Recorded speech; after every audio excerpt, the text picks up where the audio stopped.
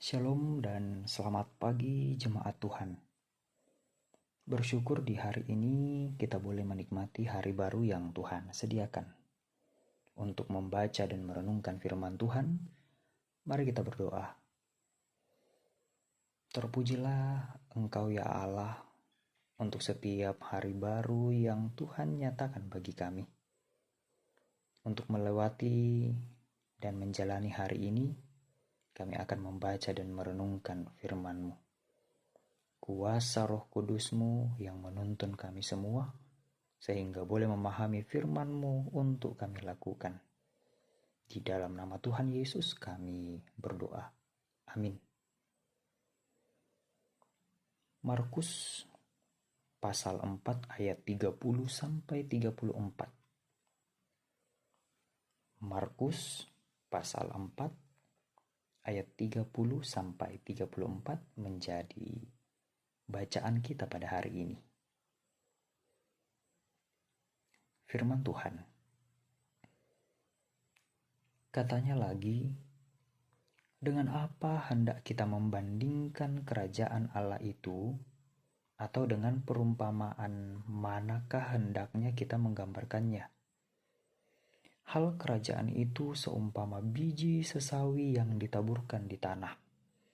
Memang biji itu yang paling kecil daripada segala jenis benih yang ada di bumi. Tetapi apabila ia ditaburkan, ia tumbuh dan menjadi lebih besar daripada segala sayuran yang lain, dan mengeluarkan cabang-cabang yang besar, sehingga burung-burung di udara dapat bersarang dalam naungannya. Dalam banyak perumpamaan yang semacam itu, ia memberitakan firman kepada mereka sesuai dengan pengertian mereka. Dan tanpa perumpamaan ia tidak berkata-kata kepada mereka, tetapi kepada murid-muridnya ia menguraikan segala sesuatu secara tersendiri. Jemaat kekasih Tuhan, tema kita pada hari ini tunaikan tugasmu. Tunaikan tugasmu. Sunduni tu pasanan tengkomu. Bacaan kita berbicara tentang biji sesawi. Biji ini ukurannya sangat kecil, tetapi ketika ia bertumbuh menjadi sebuah tanaman yang seperti pohon hingga sampai dengan ukuran 3,6 meter. Melalui bacaan kita pada hari ini, kerajaan Allah diumpamakan bagai biji sesawi yang sangat kecil, namun apabila ia ditaburkan melalui penginjilan, maka dia akan tumbuh berkali-kali lipat.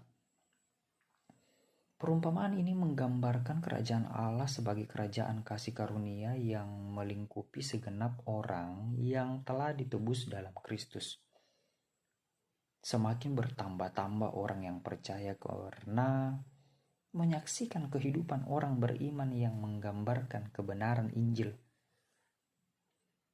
Jemaat kekasih Tuhan diutus dan diberi tanggung jawab menaburkan Injil Kerajaan Allah dapat melalui berbagai cara dalam kehidupan sehari-hari dan kehidupan bergereja. Pengajaran-pengajaran sederhana bagi anggota keluarga kita dengan berusaha meneladani sikap Kristus melalui tutur kata dan perbuatan, bahkan pekerjaan kita masing-masing. Hal itu menjadi salah satu cara menaburkan Injil Kerajaan Allah. Memang selalu ada tantangan dan hambatan dalam mengangkat tugas untuk menyampaikan kabar sukacita. Namun kita sebagai utusan Kristus, menjadi pemberita Injil adalah kewajiban istimewa yang sesungguhnya nikmat. Maka setiap orang yang percaya perlu memohon kepada Allah, Sang pemilik tugas ini, untuk melindungi dan meneguhkan hidup mereka. Karena Allah dapat menggunakan iman kita yang kecil bisa tumbuh menjadi berkali lipat, menyokong tugas penginjilan ini. Kita semua diutus untuk memberitakan Injil sebagaimana amanat agung Yesus. Karena itu, pergilah, jadikanlah semua bangsa muridku dan baptislah mereka dalam nama Bapa dan Anak dan Roh Kudus. Dan ajarlah mereka melakukan segala sesuatu yang telah kuperintahkan kepadamu. Dan ketahuilah, aku menyertai kamu senantiasa sampai kepada akhir zaman. Jemaat kekasih Tuhan, tunaikan tugasmu, menyampaikan kabar sukacita ini. Amin. Mari berdoa. Dengan ungkapan syukur kembali kami naikkan kepadamu ya Tuhan, untuk firman yang telah kami baca dan dengarkan. Menjalani hidup dengan tugas menyampaikan kabar sukacita, tentu kami akan mengalami banyak tantangan. Melalui firman-Mu ini, kami juga diteguhkan. Ketika kami berpengharapan kepadamu, Engkaulah sumber pertolongan kami untuk menunaikan tugas yang Tuhan berikan, untuk menjadikan semua bangsa sebagai murid-Mu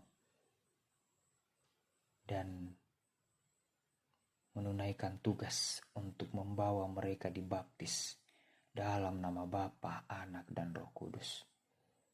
Mampukan kami ya Tuhan untuk memberi diri dalam pelayanan, untuk mengajar satu dengan yang lain sesuai dengan perintah-Mu. Untuk menjalani hari ini, kami serahkan kehidupan kami. Engkaulah sumber pertolongan kami. Seluruh kehidupan keluarga, pekerjaan, dan rencana kami hari ini di dalam tuntunan kasih Tuhan. Inilah doa, syukur, dan permohonan kami. Ampunkanlah dosa kami di dalam nama Tuhan Yesus, kami berdoa. Amin. Demikianlah renungan Harian Toraya edisi 2 Agustus 2023. Selamat beraktivitas, salam sehat, Tuhan Yesus memberkati. Sampai jumpa.